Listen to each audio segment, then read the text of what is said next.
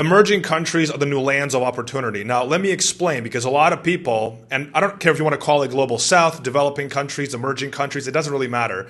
You get the idea. Countries that are not fully developed yet, countries that are still rapidly developing. A lot of people come to these countries. I'm sitting in one right now. I'm in Dominican Republic right now. A lot of people, and I'll talk about that in a second. So a lot of people actually come to these countries because it's cheaper. They come to these countries because maybe they want to retire and maybe the quality of life is a little bit different. And that's why they come. But most people don't come here to start businesses. And I actually think that's very short-sighted, that a lot of people actually come here when it's time to retire at 65. So first things first, who is this for? Like, who is going to benefit and who can benefit from being in emerging countries, being in developing countries? Well, first of all, if you're an employee, most likely you cannot benefit from being here. I mean, technically you can invest in real estate. That's one thing you can do. But realistically, from a business standpoint, if you're going to basically derive your income locally, it's probably not going to work very well in most cases. So who is it actually for? Well, the reality is if you're an entrepreneur, if you're a businessman, then most likely developed countries are not your best bet anymore. Because you got to understand, entrepreneurs are different from employees. Employees generally see things for what they are, but entrepreneurs have to see things for what they could be. So that's why emerging countries really offer opportunities for entrepreneurs that developed countries do not.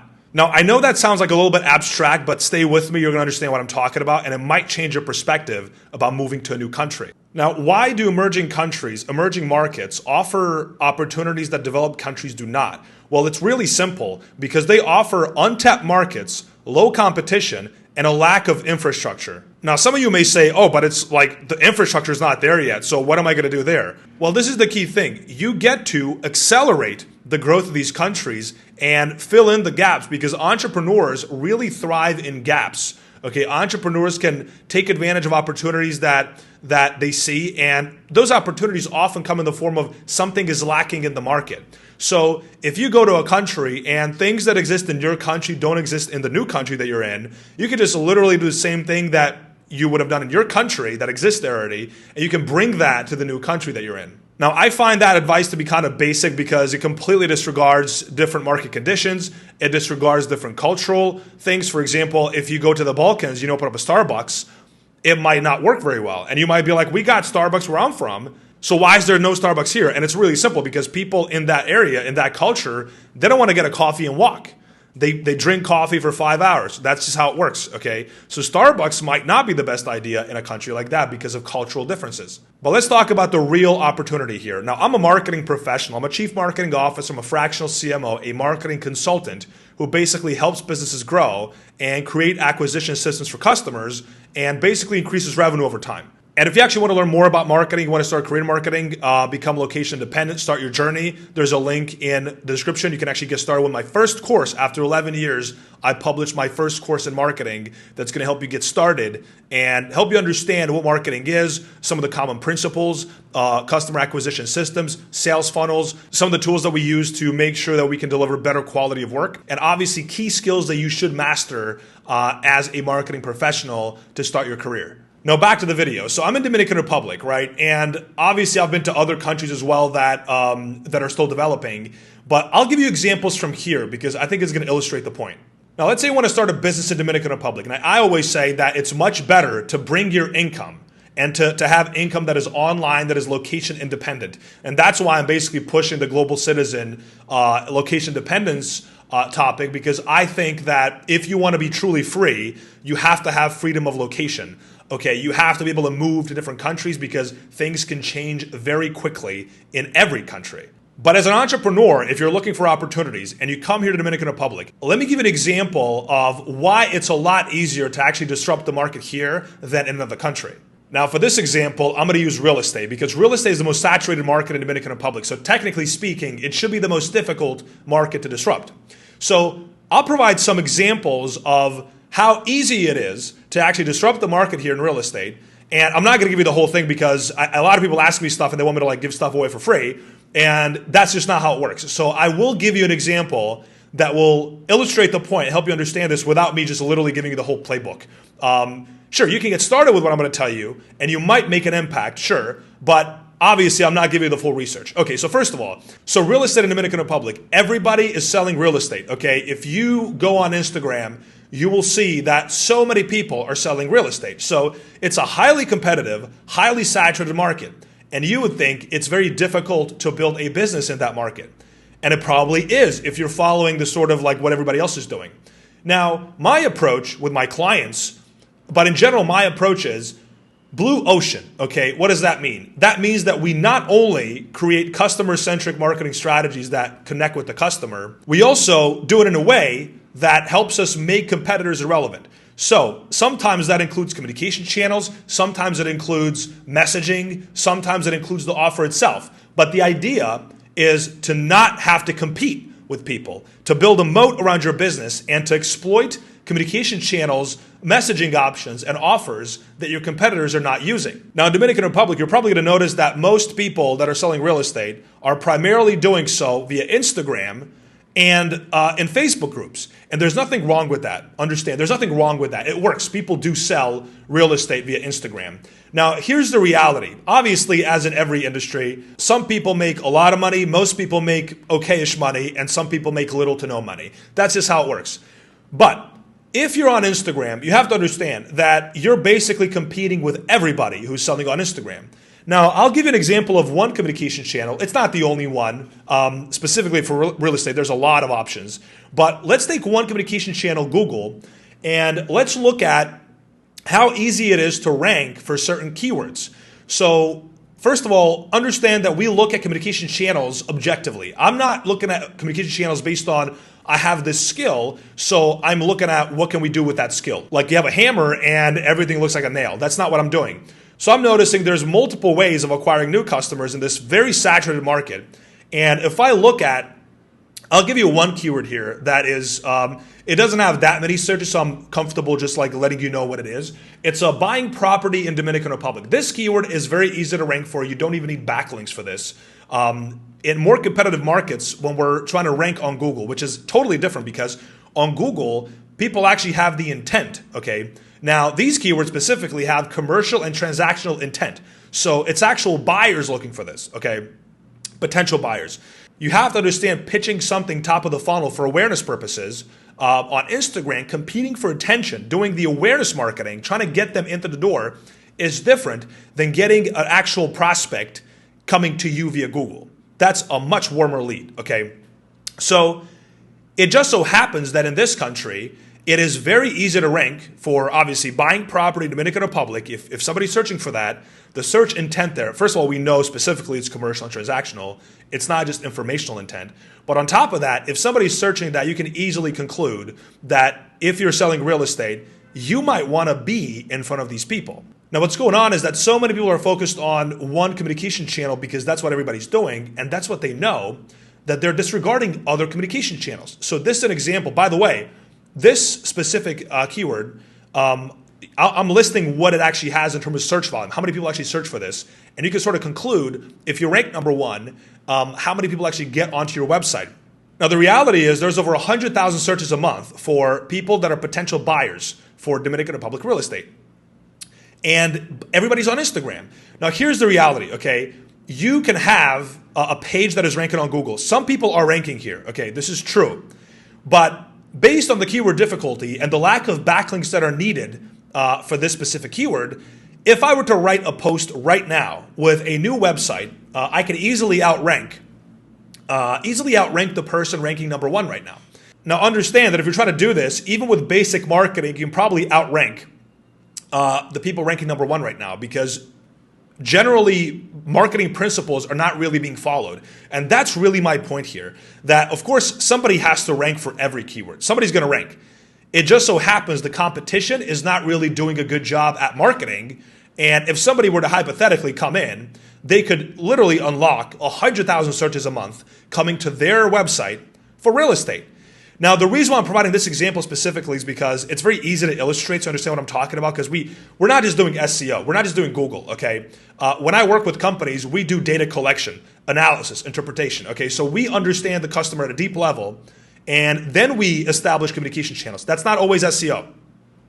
But the point here is that it's a very easy example to understand because in other countries, if you're trying to do the same thing, you probably can't because it's way more difficult to rank number one for their keywords. And we can still find keywords in other countries that will help us rank for real estate, for example, and for other competitive industries. It just takes way longer and it's much more difficult. There are way more long tail keywords involved and it's not as straightforward as here, okay? So what can happen here is that you can actually do your own keyword research and understand what the keywords are and start doing keyword research and basically doing SEO. What happens then is you do start ranking and more companies start ranking, and then you start needing help of people that are actually marketing, like marketing consultants, CMOs, SEO specialists, because then there's more competition. But right now, even with basic marketing, you can rank number one, and it's just way easier. Now, this example is just a basic example because I want to make sure that you understand on one specific example that you can disrupt an industry that is extremely competitive and highly saturated. So even something like real estate in Dominican Republic can be disrupted if you know what you're doing. Now, it's not just marketing. As a marketer, of course, I look at things from a marketing perspective, so I notice the gaps, but it's various industries and various skills. So for example, operations. I look at CRMs, and that's basically a bridge between marketing, operations, and support. But the reality is that customer relationship management systems, CRMs, are not being utilized to their full potential. So you'll see a lot of companies using WhatsApp, chatbot automation, stuff like this, and that works. But understand, when somebody enters the market and knows what they're doing, they will disrupt. They will provide a better service. Well, let's start from the beginning. They will be able to acquire more customers at a lower cost, generally for free. They will be able to provide a better service, and they will get better support and a better customer lifetime value, allowing them to spend more money on marketing efforts over time. Now, ultimately, what we want to do is we want to be able to outspend our competitors. Now, it doesn't start off with that. We start off with a cohesive strategy, but it leads to being able to outspend competitors and doing paid ads as well. Keep in mind, I'm talking about real estate as the most saturated market here in Dominican Republic, but this is actually true for any market. Like if you're looking at dentists, plastic surgeons, okay, plastic surgery, so many opportunities for marketing. Like if you start a plastic surgery business here, you come from a different country, so many opportunities, it's insane, okay? So, and it's not just the Dominican Republic. Understand that I'm talking about emerging markets. I'm just using the example of Dominican Republic. So I know people that went to Serbia and they started a new business in a very competitive market and they completely disrupted that market simply by using basic marketing efforts. And their philosophy was basically, if we try to do this in England, it's going to be way more difficult because there's way more competition. Everybody's on top of their marketing game. So if we come here to Serbia, we might be able to actually fill the gap in the market for this specific thing that we're selling, right?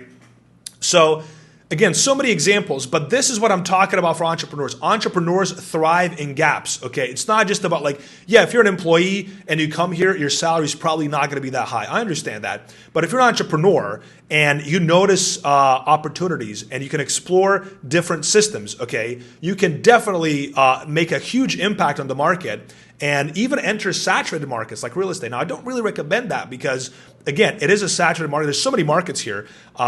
Even restaurants, okay? Restaurants are super profitable in Dominican Republic, and they're not in other countries because of the cultural differences. People here tend to spend more money on dining and especially fine dining. So the key takeaway here is you get to be an early mover and have the first advantage in an underdeveloped industry in a country that is still developing, okay? And all you have to do is find the angle. You have to understand where the gap is and serve that gap. Now, the reason why this industry is so saturated, the real estate specifically, is because most people, when they're coming to Dominican Republic or to another country, they understand that their unique advantages are usually speaking English and selling to people that speak English.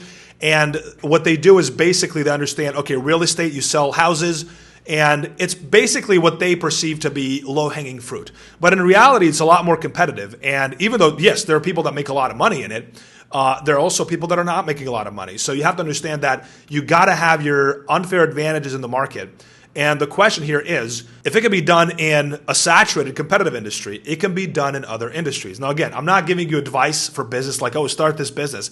I'm just telling you that there's so many opportunities that we can literally choose the most competitive industry and find the angle where we can actually explore new opportunities and basically compete in a market, even though in other countries it will be way more difficult to compete in that market. Now, if you know me, you probably know that I'm all about global citizenship. I'm all about location independence. You should invest in other countries, start businesses there, et cetera, et cetera. But the first thing you have to do is not be tied to one specific country, because countries can change rapidly. I'll make a separate video about what can happen when you live in, it doesn't matter what kind of a country. It could be a first world country, quote unquote. Things can change very quickly, and at that point, you have to have options, okay? So even if you're not planning on moving to a different country, you should have options. And in my opinion, the best way to guarantee options, first of all, is through multiple citizenships and multiple residence permits, but also, more importantly, by having income that is location independent and comes from online sources. So my advice to you would be, yes, build online income, move to the new country, and then explore opportunities. And you'll find very quickly that there's a lot of opportunities as an entrepreneur and not just as an employee. And again, it's not just about Dominican Republic. I do live here because I love it, but I'm location independent. I can live in multiple countries, and I do travel frequently around the world, and I see what's going on. I can understand the trends. And there are countless people making it work in Malaysia, in Georgia, Republic of Georgia, Colombia, Brazil, Argentina, okay, and some of the Balkan countries, okay. There are people that go to other countries and understand, okay, maybe these countries are not wealthy yet, but we get to speed up their growth, and we get to benefit from that as well. So to sum it up, developing countries, emerging countries can be amazing for entrepreneurs, maybe not amazing for employees, but could be amazing for entrepreneurs, because if you notice gaps in the market, you get to explore opportunities there, and you can disrupt industries that are even saturated in the new country. Number two, you're a true entrepreneur if you get to see things for what they could be and not just for what they are. And number three, if you're serious about location independence, you need online income, because the alternative to that is you have to have millions of dollars in funds or in real estate to be able to have passive income and live in different countries. And finally, if you want to unlock location freedom, location independence, and you want to do that by starting a career in marketing, for the first time in 11 years, as a Chief Marketing Officer, I've released my first course, Digital Marketing 101. Link is in the description. Check it out and get started. I'll see you in the next video. Stay aggressively patient.